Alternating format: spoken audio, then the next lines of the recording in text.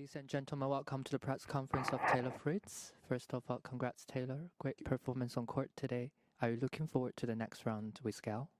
Yeah, it's gonna be a fun match, and I'm super happy with how I played through my first 2 rounds. I thought today I played really well, so hopefully I can play like that again in the third round.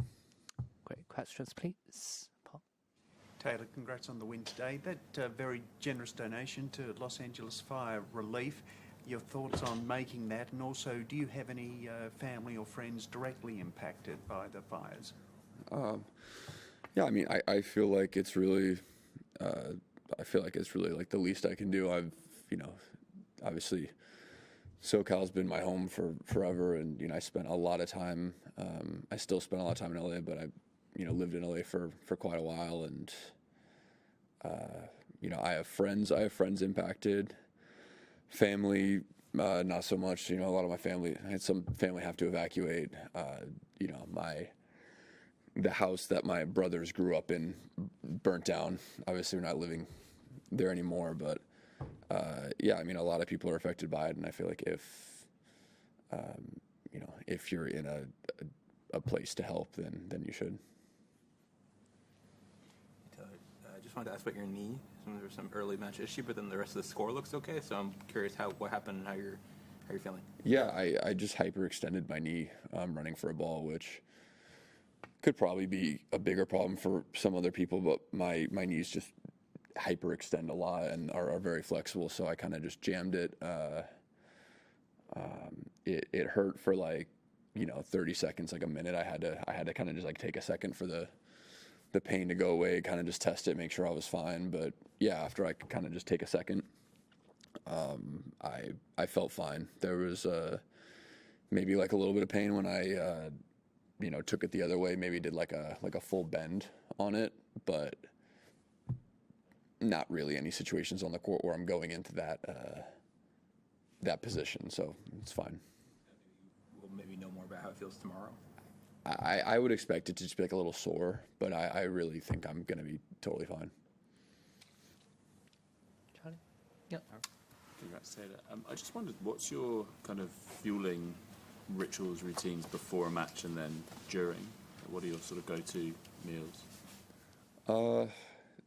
I'd say this week, there's nothing in specific or nothing particular, but I feel like on the day of my match, before the match, I don't typically like to eat a ton of food. I just don't like feeling heavy.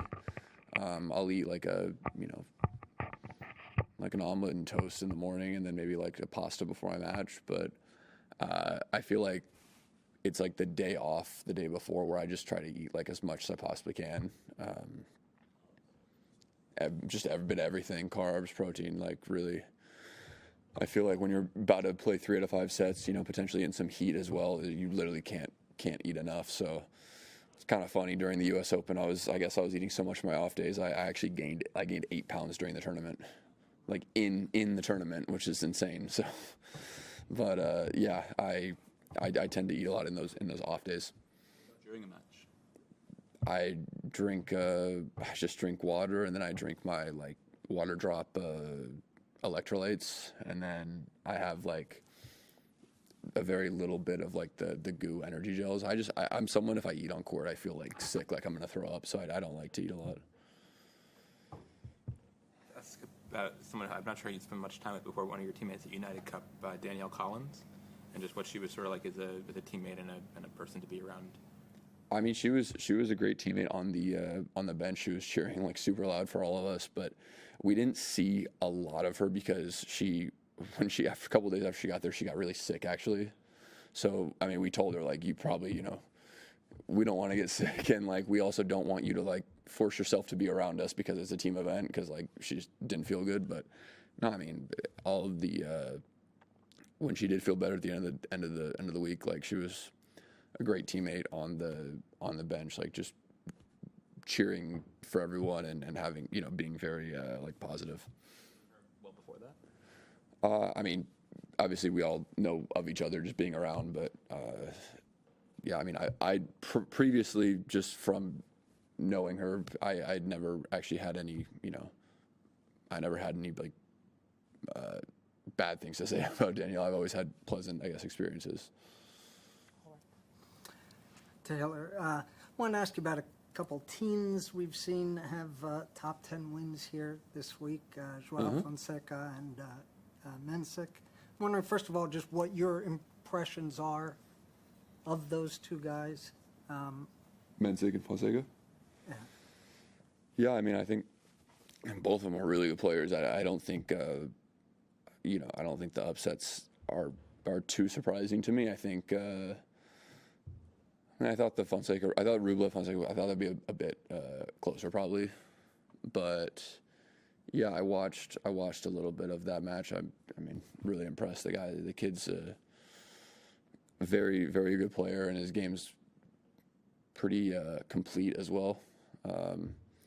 And Mensik as well has definitely improved a lot over the last couple of years. I mean, I played him at the Open in 2023, and I literally think I played him on his 18th birthday, but he's improved a lot since then, and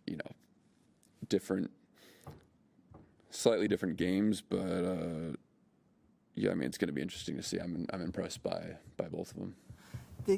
Sorry, could I just follow up? Just if you can think back to when you were a teen, starting out on tour, first playing in Grand Slam matches, what did it feel daunting to you at that point to be that age on these stages? And do you think there's anything about either them in particular, those two guys, or the game in a broader sense that might have changed in terms of the possibility for people at that age to get breakthroughs now?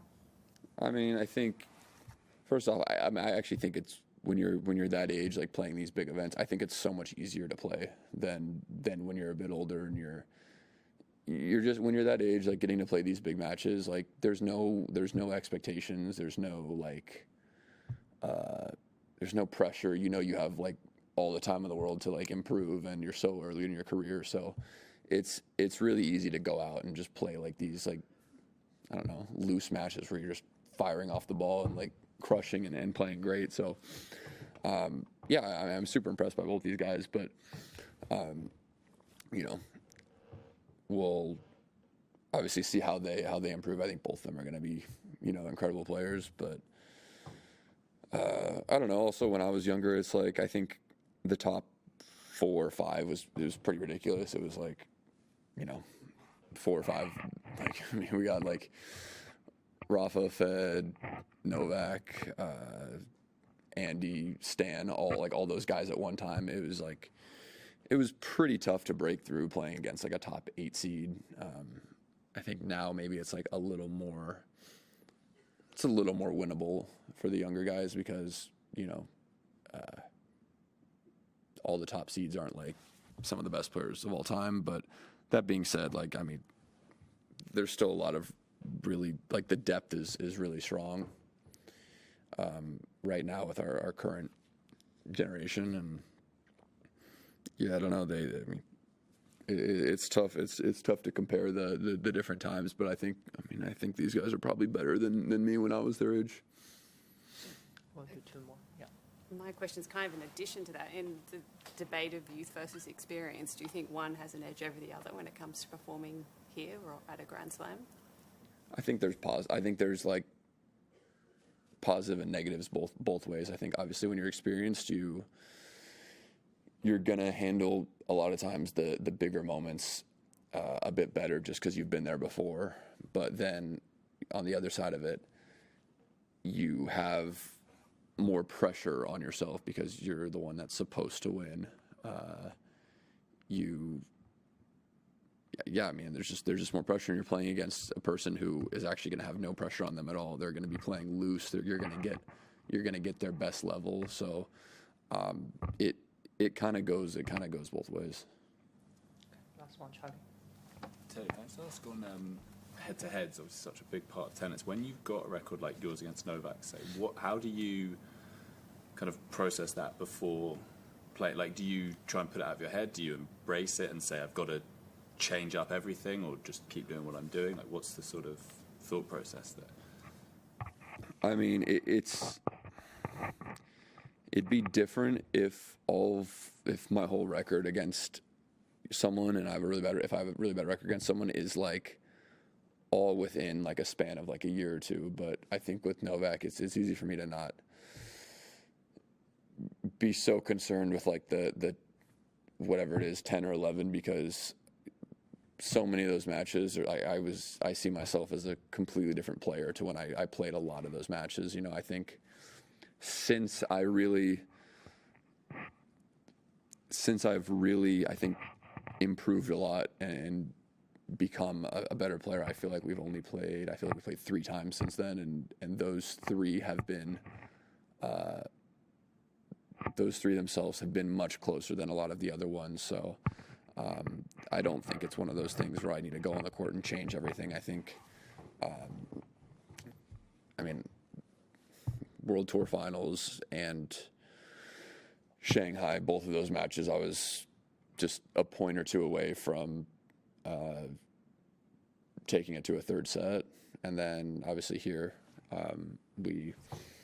we split after the first 2 sets. So I don't think it's like doomed or anything like that. I think I'm a much better player than 80% of